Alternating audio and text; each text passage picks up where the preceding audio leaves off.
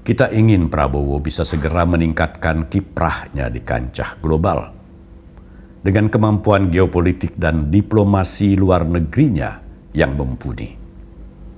Karena situasi dunia saat ini sedang tidak baik-baik saja. Kawan muda, kita berjumpa kembali dalam program Kata Minmot.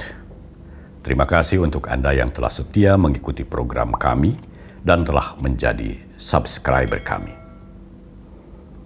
Kawan muda, banyak orang, termasuk saya dan mungkin juga Anda, yang sudah tidak sabar menunggu Presiden terpilih Prabowo Subianto segera dilantik Majelis Permusyawaratan Rakyat atau MPR sebagai Presiden RI yang definitif pada bulan Oktober mendatang. Banyak alasan yang membuat kita tidak sabar.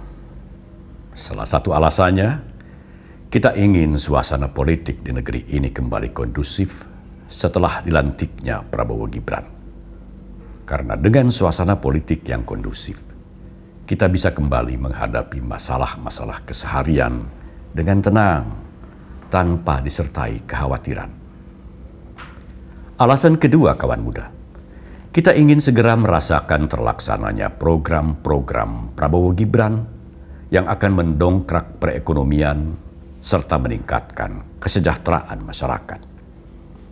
Dan alasan ketiga, kita ingin Prabowo bisa segera meningkatkan kiprahnya di kancah global dengan kemampuan geopolitik dan diplomasi luar negerinya yang mumpuni. Karena situasi dunia saat ini sedang tidak baik-baik saja. Di wilayah Eropa Timur, perang antara Rusia dan Ukraina masih terus berlangsung. Dan di Timur Tengah, pasukan Zionis Israel belum berhenti melancarkan serangan-serangannya ke wilayah Gaza, Palestina.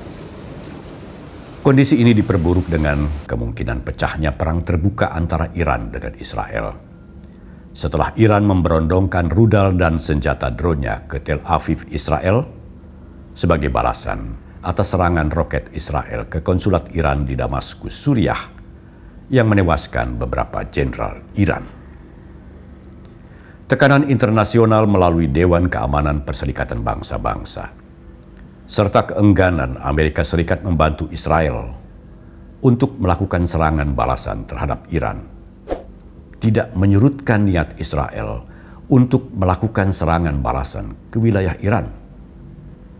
Kabar terbaru menyatakan Israel telah meluncurkan sejumlah misilnya ke kota Isfahan, Iran.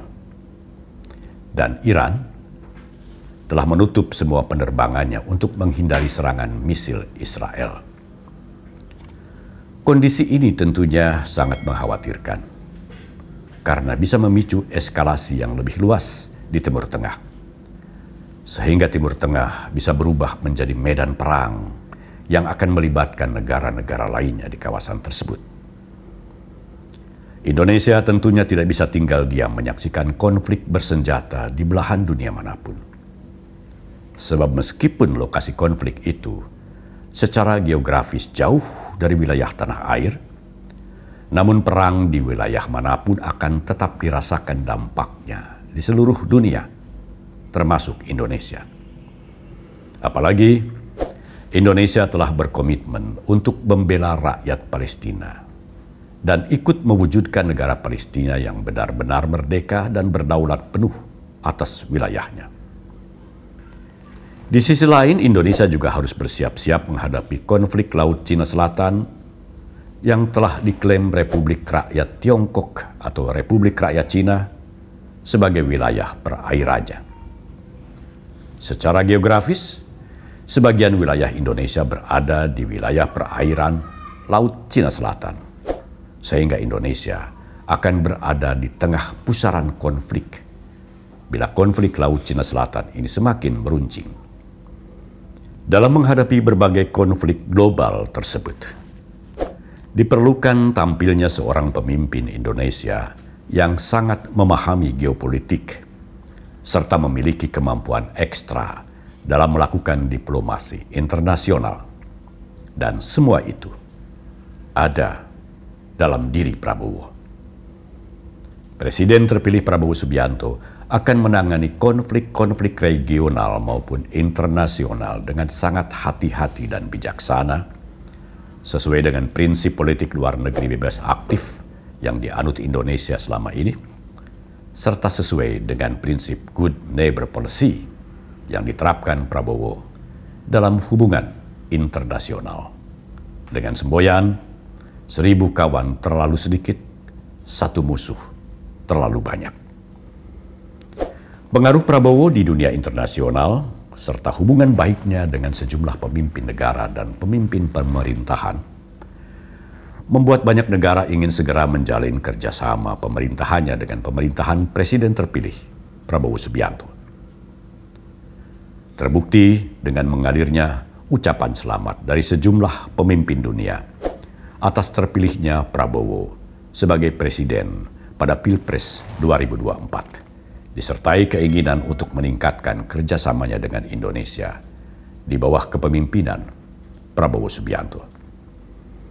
Keinginan itu bahkan disampaikan langsung oleh Presiden Negara Adidaya Amerika Serikat, Joe Biden, melalui percakapan telepon dengan Prabowo, seraya menyampaikan harapannya untuk bisa segera menjalin kerjasama dengan Presiden terpilih Prabowo Subianto.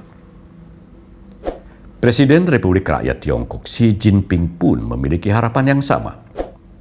Xi Jinping mengundang Prabowo sebagai presiden terpilih untuk berkunjung ke Cina dan melakukan serangkaian pembicaraan dengan Perdana Menteri Cina Li Qiang serta Menteri Pertahanan Cina Admiral Dong Jun.